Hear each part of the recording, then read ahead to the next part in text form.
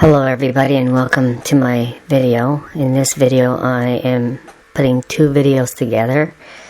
The first one is on the cell towers and the dangers of cell towers, and I'm going to show you the extreme power from cell towers, as well as in the second video the same.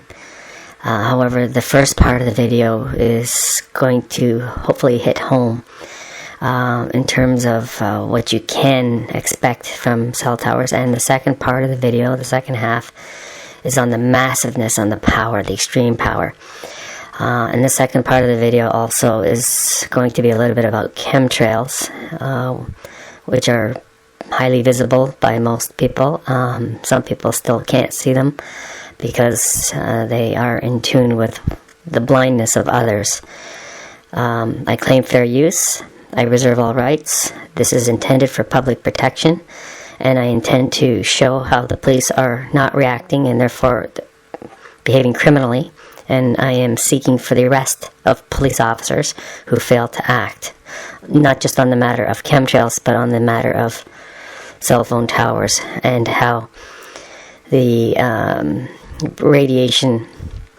the microwave radiation upon the public is an inhumane act on a civilian population, which is a Section 4 violation of the Crimes Against Humanity and War Crimes Act. And the failing to protect the public is also the same crime. And it's also a crime of criminal negligence on the part of police, as well as the part of others who fail to report the microwavation of the public. So enjoy the video. It's for public protection and for the purposes to arrest those who fail to act, as well as who do these crimes to the public. Enjoy the video. In order for us to be able to have a conversation about this, I think it's really important to understand some key concepts and terms. And this is something I teach at Trent University. So I'm just going to introduce you to some of the concepts that I share with my students as well. And this is called Antennas 101. This is called a cellular base station, and it consists of tower that holds the antennas. In Europe, they call it a mast, so that's how you might be able to see it in the literature. This particular one has quite a few antennas on it, and it's in Toronto, by the way. The third part of one of these cellular base stations is the cabin that contains the electrical supply. Now, these antennas look very different and they have different functions. The ones at the top are omnidirectional, which means they radiate in all directions. And one of the ways that you can think about them is like an incandescent light bulb that simply gives light in all directions. We have some that are point-to-point antennas, and here you can imagine a laser where you beam the laser to another antenna that picks up the signal. And the third type of antenna we have here is called a sector antenna, which simply radiates in a certain direction. Something like this, for example. And one of the ways to think of a sector antenna is like a flashlight. So when you beam a flashlight in a direction, the light doesn't go everywhere. Now let's take a look at the antenna on the Bronte Fire Hall. Here you can see that there are three antennas that are point to point. If we move up, we have some sector antennas. These are the 2G and 4G antennas. And then we have something called a 4G antenna. You can see here that they're much broader than the 2G and 3G antennas. And now we have an example of how these antennas should work. This is a sector antenna, and ideally, this is the type of radiation you should get from it. In reality, however, these antennas have something called a side lobe, which means that some of the radiation is going to be given off in a direction that they really don't want it to go. And if we look at the radiation pattern, we can see here that you have very high levels of radiation at a distance of about 200 meters with this particular kind of configuration, but you also have very high levels immediately beneath the antenna. Now, some antenna providers will tell you the safest place you could be when it comes to an antenna is immediately underneath it. So when people are complaining that they don't want an antenna on their apartment building, then what the cell phone provider will tell you is, well, if we put it on your neighbors, you're going to get more of the radiation. And so you can see here that this is one of the reasons it's particularly important not to have firefighters' antennas on fire halls. Many of the fire halls, although not the one here, have a flat roof. And the firefighters go on that flat roof to do some of their drills. They also have something called a hose tower.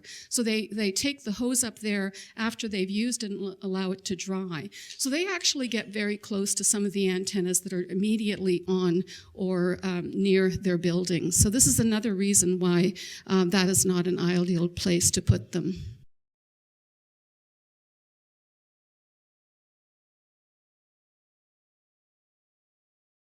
Type of emissions. Okay, the reason we're told not to hold the cell phone next to our head is because it's constantly emitting microwave radiation. And as you move it away, you can see the level goes down. And this is what microwave radio frequency radiation sounds like coming from a cell phone antenna. This is a long-term care facility, and on the grounds we have a cell phone antenna disguised as a flagpole. Here we have more than 5,000 microwatts per meter squared. If you live within a few hundred meters of these cell phone antennas, you are exposed to constant microwave radio frequency radiation. And this is 11,000 microwatts per meter squared.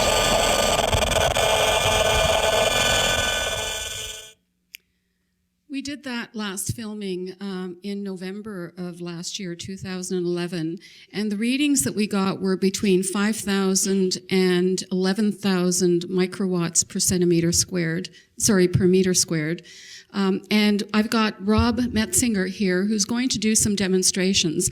Most people recognize that it's harmful to hold a cell phone to your head, and they will say, but the towers are perfectly safe. So what we're going to do is, while he sets up, is that we're actually going to measure how close you have to get to the cell phone to get levels between 5 and 11,000 microwatts per meter squared. So he's got a cell phone, and he's going to make a call.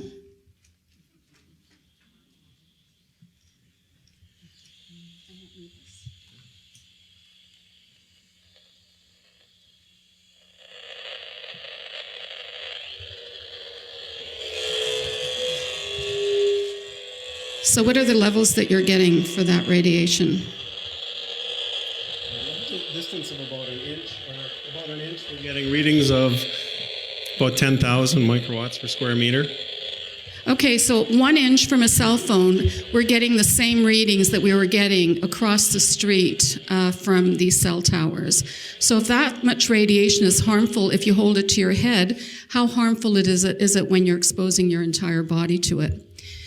Most people are concerned about antennas, but they don't realize that there are a lot of devices in your home that also emit microwave radiation, and they emit it constantly. And what Rob is doing here, he's selecting, is it a baby monitor? Okay, here we have a baby monitor. Do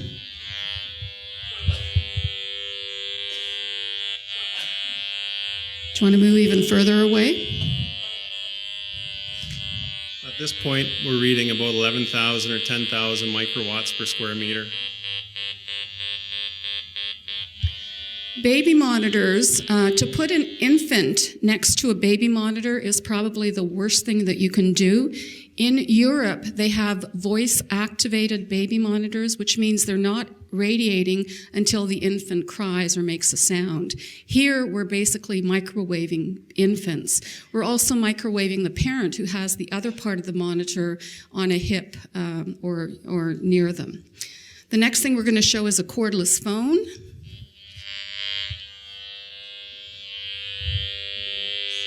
That's a similar sound to the baby monitor. It's using DEC technology as well, I believe. And at about this distance, we're getting 10 to 11,000 microwatts per square meter as well. And you can hear that that each source has its own distinct audio pattern. So that helps us identify what the sources are with this measuring equipment. Okay, so we're concerned about a tower that's several hundred meters away, yet we have these devices, and we might even have them in our bedroom irradiating us all night long. Once again, in Europe, and I think you can buy them here as well, there are cordless phones that are on demand, which means they don't radiate. Here the base is radiating whether you're using that phone or not.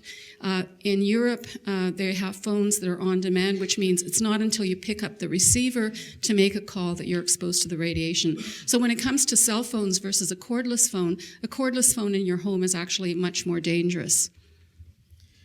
Okay, the next item is a wireless router. This is a pretty beefed up little unit, but same thing goes for a home router.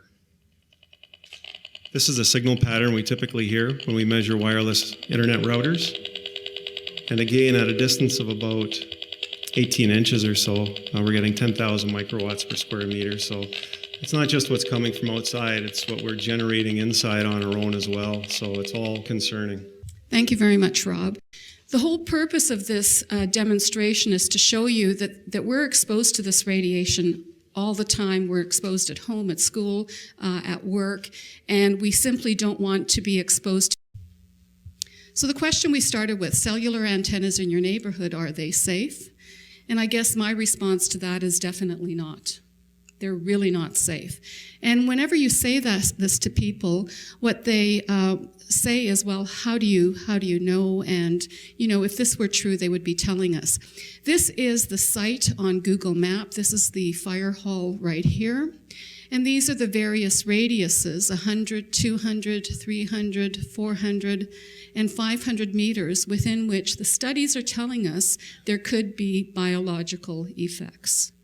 So for those of you who live within that, you've got some reason for concern. However, remember the antennas are sector antennas, and depending on which way they're facing and how powerful they are, it could be a very different population that could be exposed to this radiation and could experience some of the symptoms that Veronica experienced. Okay, if this was really unsafe, and if this were true, they would have told us. Well, they are telling us. We have the World Health Organization telling us this is a possible carcinogen. We have the U.S. Air Force telling us it causes cancer in rats. We have the Interphone study telling us it causes brain tumors. We have 3 studies showing that it's actually associated with cancer if you live near them. We have 5 studies showing that it increases symptoms of electrical sensitivity, and we have another study showing us it affects our hormone levels. So what I'd like to say is they are telling us. They really are telling us, and the problem is that we are not listening. Thank you very much.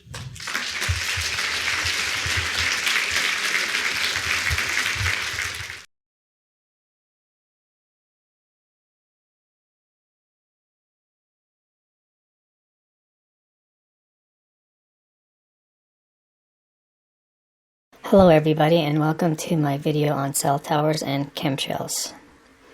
If you look at this picture here, it's a radiation pattern of a cell tower antenna. It doesn't look good for the population that are close to it, and even at distances.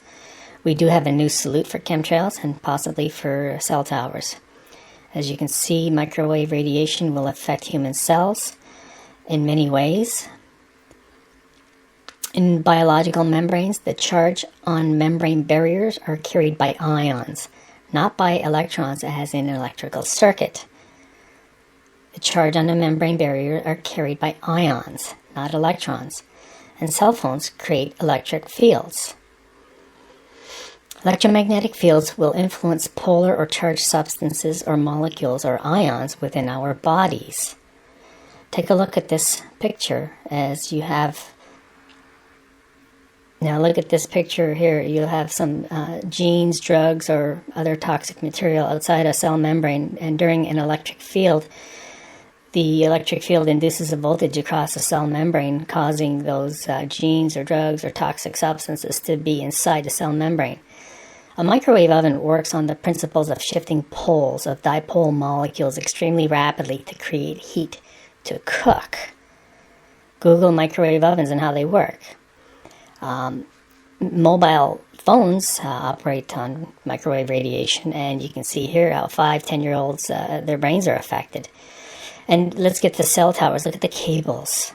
And so in this picture here, you're going to see the town of Milton in southern Ontario, and you can see the scale of 2 kilometers. You'll see that many cell towers are less than 2 kilometers apart, less than 10 miles for sure. And as you can see, Mississauga has a ton of cell towers.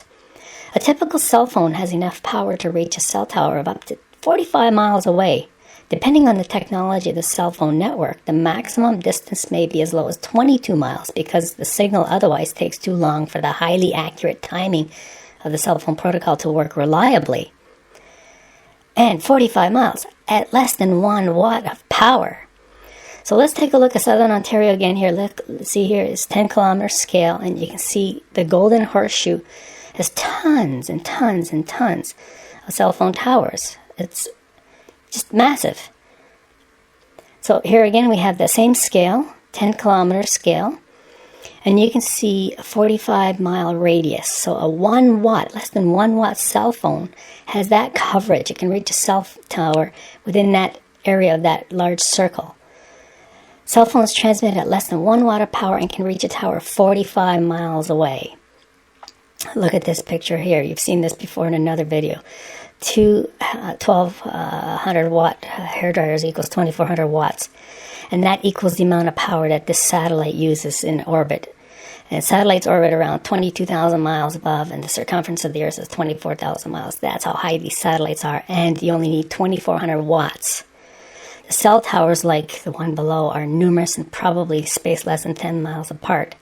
If a communications satellite uses 2 hair dryers worth of power and is spaced 22,000 miles apart from me and you, then the cables below must have a purpose other than communications for 10 miles between towers or even 2 miles between towers. The amount of power in the cables below is weapons size. Enough to cook 1,000 cows in an hour? This is suspicious and it needs to be reported.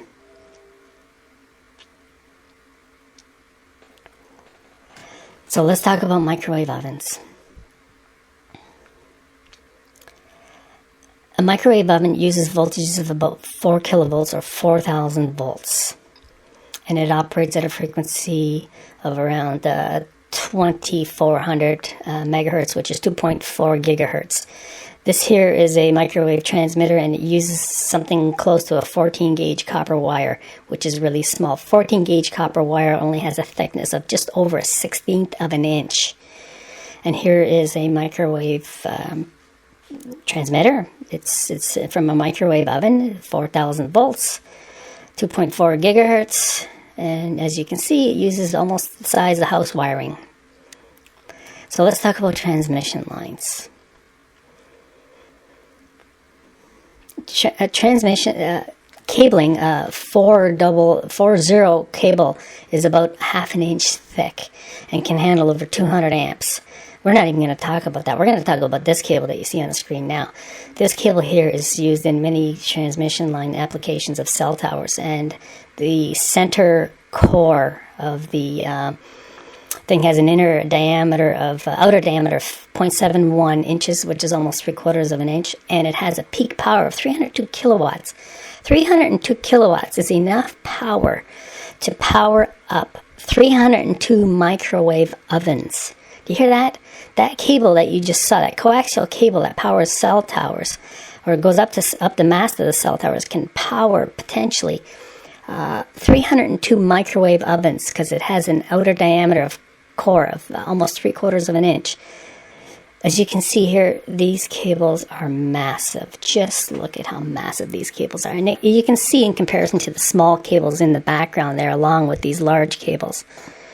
This cable here in particular has almost a 3/4 inch center core outer diameter, and an outer diameter of the whole cable of about 2 inches. It's just massive. You don't need that kind of power for 2 kilometers. And look where they're putting these microwave transmitters. They're putting them at the top of church crosses. That's disgusting. So when you're at church, look what's happening to people. Look what's happening when you're near a cell tower. Look, here's another. Look at the church. Are you joking? Look at these cables. These are huge, massive cables at a church. So now let's look at backup generators. This is about a 50 kilowatt generator. That's about enough power to run a house, 200 amp power. And look at this cable here. This is even bigger than the cable I was talking before. It's the thickness of a brick, larger than the thickness of a brick. So back to the backup power for the cell towers. Look at that, 50 kilowatt. 50 kilowatt. That's unbelievable. For towers, when in fact all you need is 2.4 kilowatts to go from a satellite 22,000 miles away. The effects on human cells, let's talk about that. In this picture, you're going to see, genes and drugs outside of a cell, and then an electric field is induced, and then across the membrane, and then all of those things that are outside the cell, could be toxins, drugs, or genes, then end up inside a cell. This could be dangerous, especially if there's chemtrail spraying and we don't know what's in the spray. A lot of people are concerned about chemtrails and nobody's talking about it. The police have been informed or are doing nothing about it. And so if you don't know about chemtrails, take a look at this here. These are lines in the sky from jet aircraft. This is not engine exhaust. These are the output of nozzles. This is not thrust output from an engine. These are nozzle output from an engine. Just look at that. That is not a trail from an engine. That is a trail from a nozzle. It's chemicals. They're particulates. Tiny particulates, nano-sized particulates. And it needs to be stopped right away. Here you see a cell tower, and there again we see some massive cablings, and so we wonder now, in conjunction with the chemical spraying, are these towers used for other purposes? Because if you just talk about the engine, the turboprop engine is basically a turbine engine. It's just like the high bypass turbofan engine. They use the same core engine. It's a turbine engine, so neither of them produce trails. It's only the nozzles at the output. It's a modification in line with exhaust. Just look at the skin. The skin is a different color than the rest of the pylon. It's an addition. It's a modification. And right in line with exhaust. So any kind of trail that comes out of these jet engines is coming from the nozzle. It's very unlikely because of diffusion up in the upper atmosphere. If it was condensation, diffusion would take condensation out of the picture within seconds. Back again to the cabling. Look at the massive, massive, massive cables that go up the mast. Okay, the inner core diameter of that, the inner conductor has a diameter of almost 3/4 of an inch. Okay, these cables, this particular cable has an outer diameter of 2 inches, just over 2 inches. It has a 302 kilowatt power capacity and can power up potentially 302 microwave ovens. And we hope for God that they're not working with the chemtrails in the sky. Again, look at the cables. These are massive, massive, massive cables when a satellite in orbit only uses 2.4 kilowatts or 2,400 watts, which is about the same amount of power as a hairdryer. Okay, this has a capacity of 302,000 watts, not 2,400 watts like a hairdryer.